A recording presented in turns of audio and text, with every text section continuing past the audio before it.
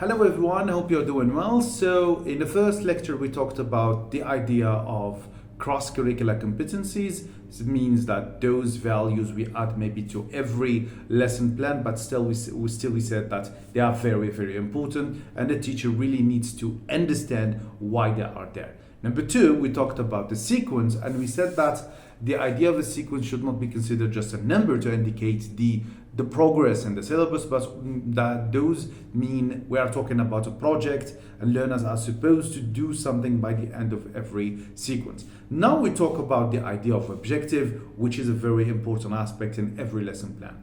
Now, for teachers who have who had their training, maybe you have heard the word that objective should be smart, and this SMART here stands for the acronym for SMART, for specific, measurable, achievable, relevant, and time-based. First one, when you talk about specific, usually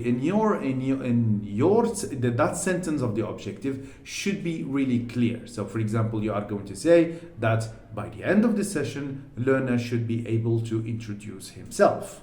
Maybe you are going to add what kind of information that students is going to provide, especially if we are talking about levels. Maybe we are talking about that when it comes to secondary school, or maybe you are talking about primary school, because many times I get a question like, for example, you talk about primary and middle school, why not secondary school? We have a lecture, for example, even in oral session in the university, we say present yourself, but to present yourself in a primary school or university is a different story.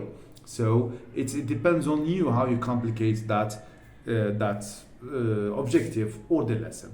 Now we talk about measurable, means that when you finish that session, you have a way to perform, or you can at least try to assess whether your learners have achieved that level or not.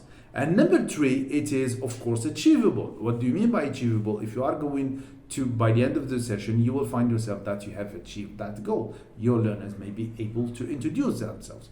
Or maybe your learners, for example, you are going to provide them with the short story, and your learners, for example, you set the objective that my learners should be able to anticipate the end of the story. That's maybe an objective. And of course, then we talk about the idea of relevant. When you talk about the relevance, means that it has to do with something in real life. I usually say, for example, in every lesson should be linked to the project. It means that it's going to help me in a project or something the learners need to do. For example, you don't just, for example, you say learners introduce themselves or write about themselves. If we talk about it, write about themselves, maybe what is the importance here? Maybe I should change it to writing an email, or maybe introducing themselves in an interview, for example. Or for example, on the first day in school, they are going to introduce themselves. So maybe this is a way to make that objective relevant. And of course, it is time-based. You don't want just to set an objective. You have to say, for example, what kind of time is required for that objective to be met. And there is another idea that I want to talk about, which is the domain. You see, the verbs you are going to use in your objective. Let's say, for example, I'm going to say, my learners are going to understand. The word understand means that they are going to interpret. For example, it said, they are going to perform dialogues, means that there is kind of interaction.